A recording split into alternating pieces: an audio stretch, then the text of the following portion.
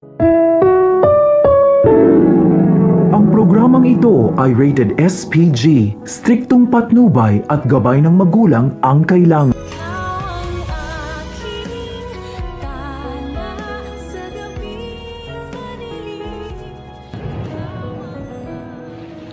Mga kaibigan, patindi na nga ng patindi ang mga eksena sa abot kamay na pangarap na kung saan nga ay ang inaasahan ni Moira na hindi na nga sila mahuhuli pa sa pagkakasangkot nga ng mga ito kay Don Pepe ay tila nagkakamali nga ito. Sapagkat ang buong akala nga nito ay makukulong na siya dahil nga nagsalita nga ang kanyang kaibigan na si Nerissa, subalit agad naman binawi ni Nerissa ang kanyang testamento dahil nga sa may kasama nga itong abogado at marahil ay nasabihan nito na talagang baliktarin nga ang sitwasyon. Kaya naman walang nagawa ang pulisya kundi ang pakawalan ito dahil wala naman di umanong matibay na ebidensya na maaaring makapagturo nga kay Moira lalo pa nga't bumaliktad nga itong si Nerissa. Gayon pa naman dahil nga sa galit ni Obeng ay agad nga itong napasugod sa Apex Medical Hospital upang kausapin nga ang kanyang anak na si Zoe kung talagang may kinalaman nga ito sa kanyang ina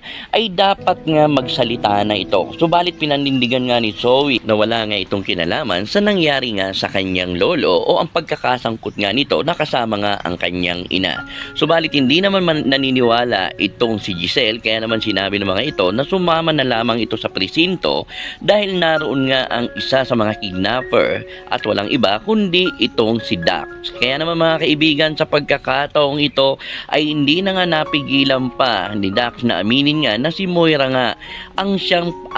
mastermind sa nangyari nga ng pagkakadukot nga kay Don Pepe. Subalit nga sinabi nga ng pulisya na tila hindi pa rin naman ito sapat upang tuluyan nga itong si Moira na makulong o maituro dahil na rin sa hindi nga nabanggit ni Balahadja na ito nga si Moira ang siyang may pakana. Subalit nang ibigay nga kay Obeng ang numero na kung saan nga ay talagang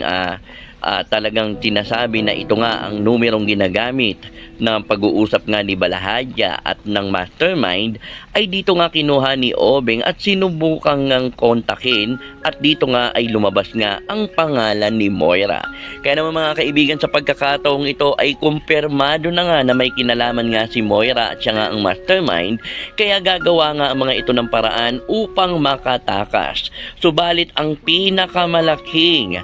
tutulong sa kanila upang makatakas nga itong si Moira ay walang iba kundi itong si Carlos. Kaya naman agad na pinuntahan nga ni Zoe ang kanyang tunay na ama upang humingi ng tulong dahil nga sa ayaw nga nitong makulong ang kanyang inang si Moira, dahil kapag nakulong nga si Moira pag nagkataon ay posibleng madamay nga itong si Zoe. Kaya naman sa pagkakataong ito ay walang nagawa si Carlos dahil na rin sa pagmamahal niya sa kanyang tunay na anak ay gagawa nga ito ng paraan upang maitakas nga itong si Moira. Kaya naman mga kaibigan, ating abangan kung makakatakas pa nga ba itong si Moira, lalo pa nga't may isang tao na makakakita sa kanya kung saan nga naroon itong si Moira.